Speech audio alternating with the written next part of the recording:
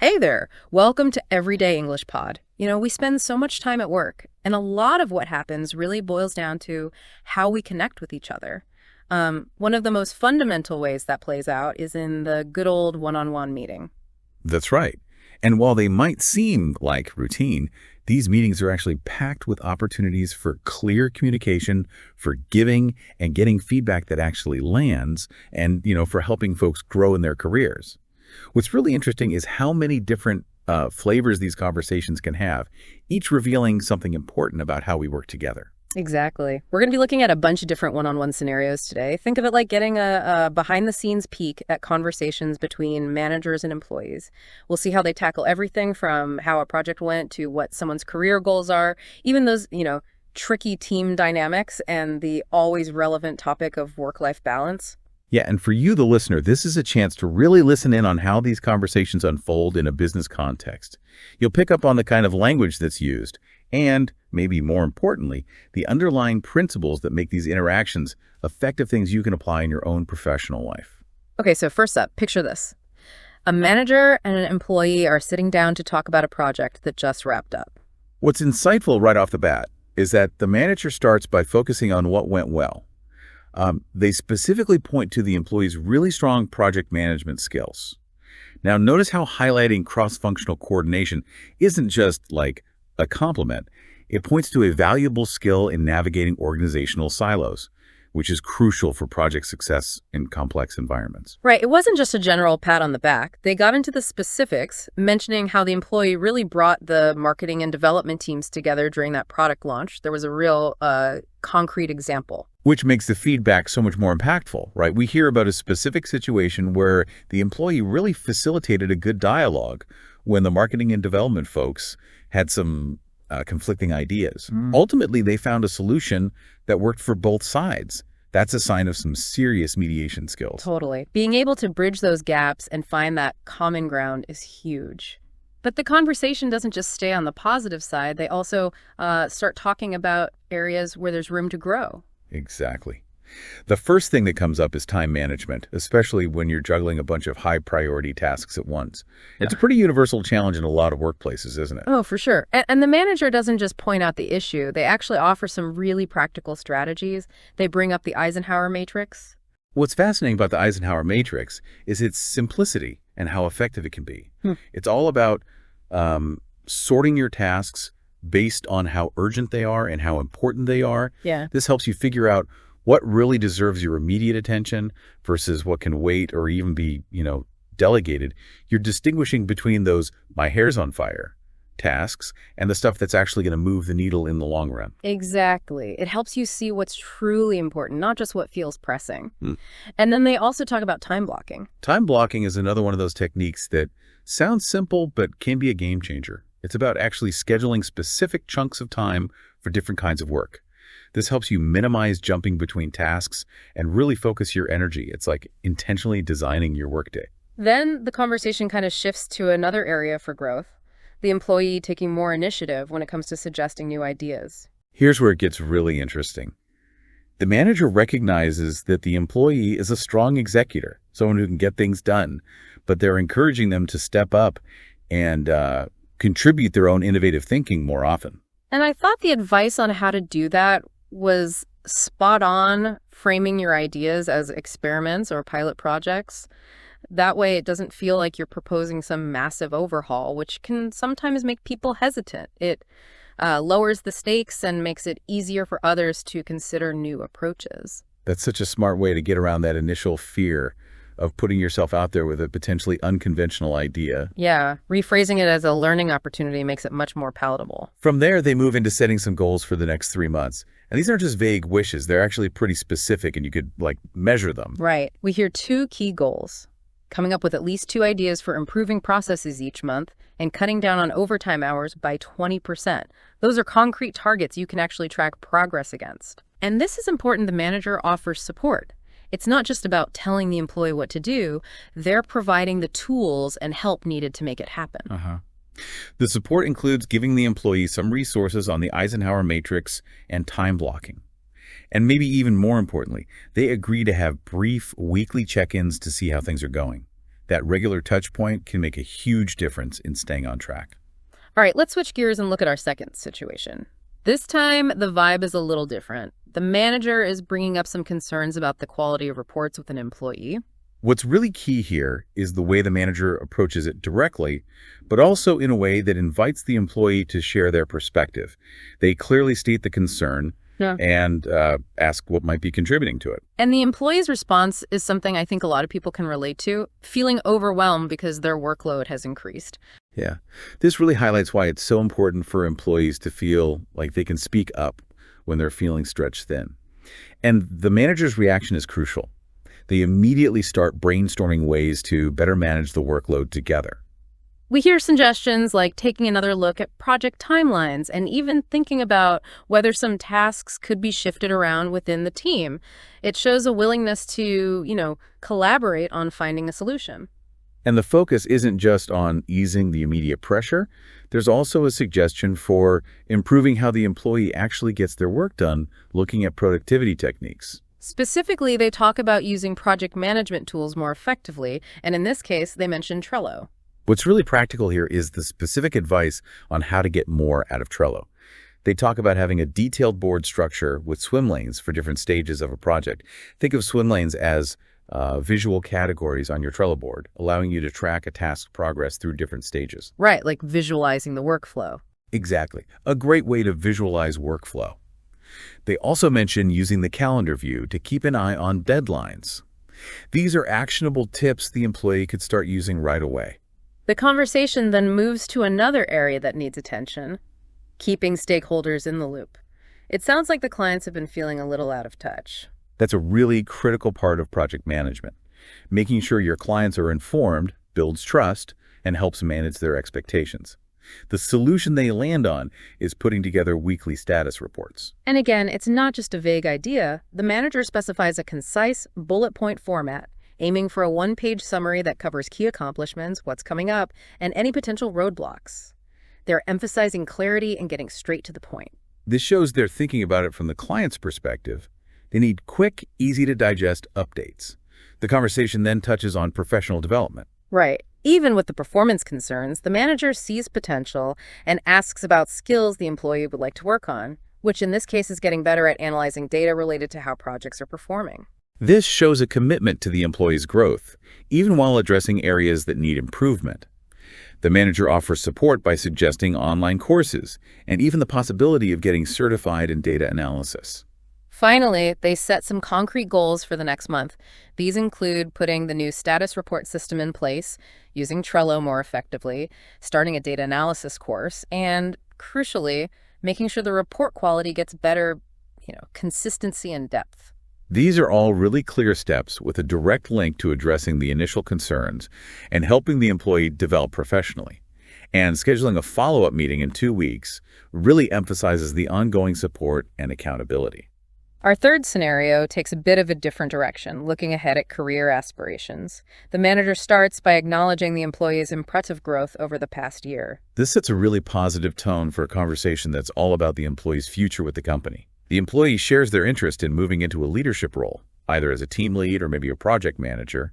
And the manager's response is encouraging, really validating the employee's potential. Then they start to dig into what steps would be needed to make that happen. The key areas they identify are improving strategic thinking skills, seeing the bigger picture, getting more experience making high-level decisions, and becoming a better mentor to others. These are all really crucial skills for leadership positions, aren't they? Definitely. To give the employee some hands-on experience, the manager brings up an upcoming client project. This would give the employee a chance to practice both strategic planning and leading a team in a real-world setting. That's a fantastic way to provide a stepping stone and really see how the employee handles more responsibility. The support the manager offers is also pretty significant, enrolling them in a company leadership development program and giving them opportunities to shadow in strategy meetings. The leadership program sounds comprehensive, covering things like strategic thinking, managing teams, and communicating effectively. And shadowing in those strategy meetings would give the employee a first-hand look at how those high-level decisions get made. Right. The conversation also touches on what the employee sees as their biggest strength, their ability to build and maintain strong relationships. That's definitely a valuable asset for a leader.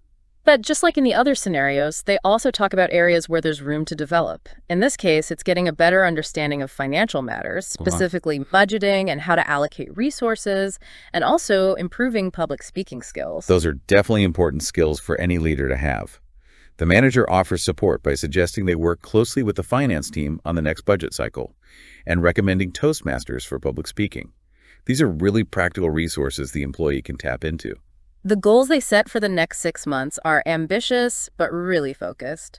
Successfully leading that client project, completing the leadership development program, and giving at least 2 significant presentations to the executive team. Those goals give the employee some clear milestones to work towards and really show the company's investing in their development. And the offer of monthly one-on-one meetings specifically focused on career development really reinforces that commitment. Okay, our next scenario dives into a pretty common workplace issue: team tension. Here, the manager is talking to a project lead about some friction between the development and design teams. This shows the manager is really tuned in to what's going on with the team and is taking a proactive step to address potential problems.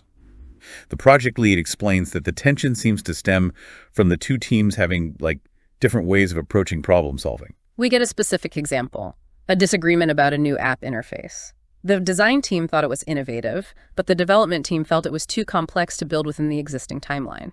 That kind of push and pull between creative vision and what's technically feasible is something a lot of teams experience, I think.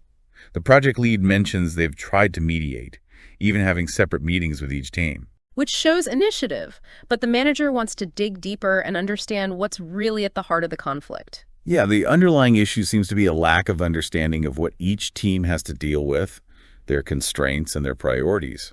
The designers might feel like their creativity is being stifled, while the developers might feel like they're under constant pressure. The manager then suggests some concrete things they can do to build better teamwork. One idea is cross-functional shadowing, where designers would spend some time with developers to see what their day-to-day work looks like, and vice versa. This can really help build empathy and understanding for each team's challenges. Another strategy is to set shared goals that actually require the 2 teams to work together. That way, their efforts are aligned toward a common objective. The manager also thinks about how this situation can help the project lead grow, suggesting they work on being more assertive in their mediation, and even looking into some training in conflict resolution and team leadership through an advanced leadership program. That shows they're investing in the project lead's ability to handle these kinds of situations more effectively in the future.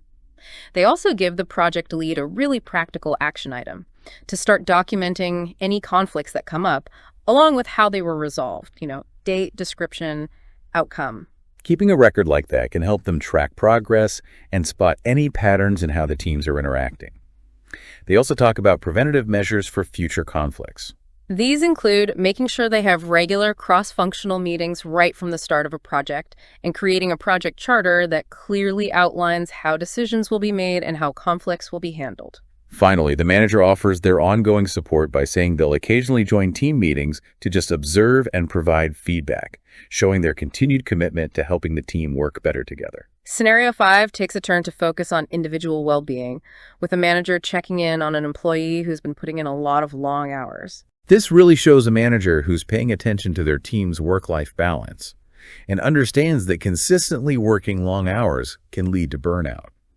The employee explains that a complex project, the Johnson Project, and the added responsibility of mentoring new team members are contributing to the longer workdays. The manager immediately suggests delegation as a possible solution, specifically suggesting that the routine reporting tasks could be given to the newer team members. That not only helps ease the employee's workload, but also gives the newer team members a chance to develop their skills. The conversation then shifts to how these long hours are actually affecting the employee's personal life. Yeah, we hear about them skipping their yoga classes and not getting enough sleep, really highlighting the negative impact of overwork on their well-being. The manager makes a point of emphasizing how important self-care is, directly linking it to things like productivity and creativity. It reinforces the idea that taking care of yourself isn't separate from doing your job well. They then talk about some concrete steps to prioritize self-care, like setting a firm cutoff time for work, getting back to yoga, and being realistic about how much they can actually accomplish in a day. The manager also strongly recommends taking some time off, specifically suggesting they plan a week-long vacation within the next month. That really underscores the importance of proper rest and getting a chance to recharge. They also discuss strategies for preventing this from happening again in the future, like being more assertive about their workload, communicating when they're reaching their capacity, sticking to regular working hours whenever possible unless it's an emergency, and having open conversations if project timelines seem unrealistic. This empowers the employee to take more ownership of their work-life balance. And the manager offers ongoing support by saying they'll make sure to check in regularly about their workload and well-being during their weekly one-on-ones, showing they're invested in their employees' long-term health and happiness. Our sixth scenario walks us through an annual performance review. The employee starts by giving their own assessment, saying it was a strong year overall, met most targets, took on extra responsibilities, but also acknowledging that there's always room to improve. That kind of self-awareness is a really valuable trait in an employee.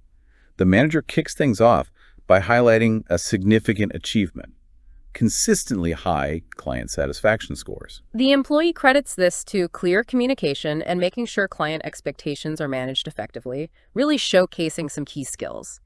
Then they move on to an area for development: technical documentation. The employee is upfront about this, explaining that sometimes the documentation wasn't as thorough as it could have been due to rushed deadlines. They also show a willingness to make it a priority to improve in this area. They discuss a plan for improvement, which includes setting aside specific blocks of time just for documentation, creating templates to make it more efficient, and even having colleagues review their work. Those sound like some practical and effective strategies. The conversation then looks ahead to goals for the coming year. The employee expresses interest in taking on more strategic responsibilities, like leading a major client initiative, and also developing their skills in data analysis, to drive more data-informed decisions. The manager is supportive of these goals, offering to enroll them in a business intelligence team training program that's starting next month. They also set some specific, measurable goals for the next year, like leading at least one major client initiative, completing the BI training within 6 months, and improving the completion rate for technical documentation, aiming for 95%. Setting those SMART goals gives them some clear targets to aim for in the next performance cycle. They also touch on the employee's longer-term career aspirations, with the employee mentioning their ambition to move into a senior management role and expand their knowledge of emerging technologies. The manager offers support for these aspirations too, suggesting they could mentor some of the more junior team members and even represent the department at industry conferences. Finally, the employee asks for some additional support, like leadership training opportunities and a chance to shadow some senior managers. The manager agrees to keep them in mind for leadership training and to look into scheduling some shadowing opportunities. It really shows the importance of the employee actively seeking out development opportunities, doesn't it? Definitely. In our seventh scenario, the focus is on a missed deadline for the Acme Corp project. The employee immediately takes responsibility for what happened. That kind of accountability is a really crucial first step when dealing with a setback. The employee explains that the delay was due to some unexpected technical issues, specifically problems with compatibility with Acme's older legacy systems. They also identify a key lesson learned from the situation: the need to do a more thorough check of systems right at the beginning of a project. That shows they're reflecting on what went wrong and thinking about how to avoid it in the future. The conversation then turns to how they communicated with the client. It sounds like they did notify Acme about the initial delay, but they weren't as transparent as they could have been about the ongoing issues. This really highlights the importance of consistent and open communication, especially when things aren't going according to plan. They outline a proposed action for how to handle things with Acme: scheduling a meeting to explain the situation, apologize for the lack of clear communication, and present a revised timeline that includes some buffer time. That shows a proactive approach to trying to make things right. The employee is also tasked with putting together a detailed report outlining the challenges they faced and a plan for how to mitigate risks in the future. This report needs to include input from the technical team and is due next week. This ensures a really thorough understanding of the issues and some strategies to prevent them from happening again. They also discuss preventative measures for future projects, like doing a more in-depth assessment of legacy systems at the start, setting up clearer processes for escalating issues, and providing more frequent project status updates, maybe bi-weekly. The employee reflects on their disappointment about the missed deadline and acknowledges how important it is to communicate proactively, showing they're taking ownership of the learning experience. The employee asks for support in leading the process of resolving things with Acme, and the manager agrees to provide guidance and even join them for the meeting, which should help build the employee's confidence and sense of ownership. Okay, our 8th scenario focuses on a really positive development, a potential promotion. The manager kicks off the conversation by saying they're considering the employee for the role of senior project manager. That's definitely a great way to start a conversation, really motivating. The manager then outlines what the senior PM role would entail, including overseeing multiple project teams, being involved in high-level strategic planning, managing a portfolio of projects, mentoring more junior project managers, and working with C-level executives. The employee sounds really enthusiastic and says it aligns well with their career goals. Then the manager starts to talk about the specific skills that would be important in that role, particularly stronger skills in conflict resolution and negotiation. The manager offers support in developing those skills by suggesting an advanced negotiation skills workshop. The conversation also touches on the need for the employee to have a broader understanding of what's happening in the industry and what the competitive landscape looks like. The manager suggests connecting with the strategy team and attending industry conferences like the annual Tech Leadership Summit as good ways to build that kind of knowledge. They also talk about a transition plan. Right, grooming others. Exactly, grooming team members like Sarah to take on more responsibility and a gradual handover of the employee's current projects over the next couple of months. They also discuss the importance of being transparent in communication when you have to make tough decisions and clearly explaining your reasoning. The employee then brings up a concern about maintaining a good work-life balance with the increased responsibilities of a senior role. The manager shares some insights from current senior PMs, emphasizing the importance of effective delegation, setting clear boundaries between work and personal time, and utilizing flexible working arrangements where possible. They give the employee a timeline for making a decision about the promotion within the next month, and ask the employee to provide an updated resume and a brief proposal outlining their vision for the role by the end of next week. The proposal should focus on their ideas for improving how different teams work together and their strategy for making sure projects align with the company's long-term goals. The manager also offers some further support in the form of mentoring sessions with the Chief Strategy Officer. Okay, our final scenario, number 9, discusses opportunities for process innovation and improvement within the department. The manager and employees start by focusing on streamlining the project initiation phase. Yeah, it sounds like the current process has multiple meetings and approval stages, which are causing delays right at the start. That's a common bottleneck. So they brainstorm some solutions, like maybe combining the initial client kickoff and the internal kickoff meetings into one, and also digitizing the approval processes, perhaps using tools like Trello or Asana with some workflow automation. Good ideas. Then they shift to another area ripe for innovation, the reporting system. Apparently, compiling all the data currently takes up a lot of time. The proposed solution is to create a centralized dashboard that provides real-time insights. They even suggest specific metrics to track: project timelines, budget tracking, resource allocation, client satisfaction scores, maybe even some predictive analytics. That sounds much more efficient. But they also realistically consider how the rest of the team might react to these changes. There could be resistance from people who are comfortable with the way things are now. Right, so they acknowledge the need for a solid change management plan. Strategies discussed include clearly communicating the benefits of the changes, getting team members involved in the design and implementation, and maybe starting with a pilot program first. That's smart. The manager asks the employee to actually lead this initiative and prepare a detailed proposal covering the suggested changes and an implementation plan due in 2 weeks. They also talk about the potential long-term impact. Increased efficiency, meaning they might be able to take on more projects, and improved client satisfaction due to more transparent and timely communication. And importantly, how they'll measure success. They plan to establish baseline metrics before the changes, things like project completion times, client satisfaction, team productivity, and then compare that data after the changes are implemented. Team surveys could also provide valuable feedback. The employee requests support, specifically asking for the manager's endorsement of the changes, a budget for any new tools needed, and potentially bringing in a change management consultant. And the manager commits to weekly check-ins to track progress, showing continued involvement and support for this innovation effort. So, as we wrap things up, you've had a chance to listen in on a whole range of different one on one meeting scenarios, and each one really offers some valuable insights into how we communicate effectively in the workplace. What really stands out is how crucial it is to be clear, both when you're giving feedback and when you're setting expectations. Whether it's talking about how a project went, addressing concerns, or exploring someone's career goals, using direct and specific language makes a huge difference. Absolutely. We also saw how important it is to give feedback that's constructive, balancing the recognition of someone's strengths with identifying areas where they can grow. And it's not just about pointing out what needs to improve, but also offering support and resources to help them get there. Setting clear goals was another big thing that came up again and again.